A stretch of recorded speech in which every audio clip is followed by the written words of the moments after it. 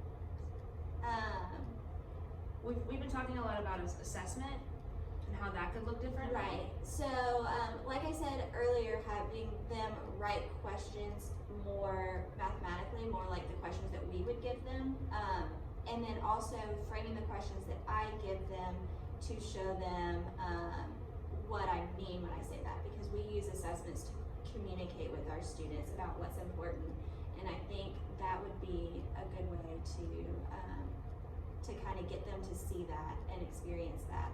And then also my math minutes, which we do at the beginning of every class, continuing to use those to bring out that number sense, mathematical thinking, algebraic thinking, and tying in the mathematical language at that time. Do you think that when you started the math minutes, that when you'd say the word like derive or conceptualize or generalize, do you think that they were like taken aback or uncomfortable? I think, yeah, they, the first math minute was kind of crazy, and it took a couple times to get them to kind of branch out, because we started with more of a daily challenge, and then that morphed into the math minutes, and so I think that has definitely developed to where it's more conversational over the course of time, and less shocking when I say something like derive the equation or giving them a particularly challenging problem. How do you think your math minutes will develop over time? I think it honestly depends on the students themselves, because originally, I mean, we've done things from abstract algebra, we've done number theory, and then now I'm kind of targeting their weakness in number sense and algebraic thinking, and that's what I'm using it for now in more of a fun way. And going forward, we're kind of harping on this debate about whether math is created or discovered, which they brought up in class one day. And it really, how they're gonna flow depends a lot on the feedback and how the students are doing. Okay, so what are your next steps? And like, what do you think that you could, like you'd like to see from me? How can I help you as well? Helping me parse through the student, my notes about the students' conversations, and helping to hold me accountable in terms of keeping track of all that would be good. And then putting that together and improving the language and the assessments that I make would be like a good next step, because that's kind of a right now thing. Yeah, and you're mostly using Desmos for your assessment, so a lot of your assessment questions are driven from there. So we'll be able to look at like student data as well.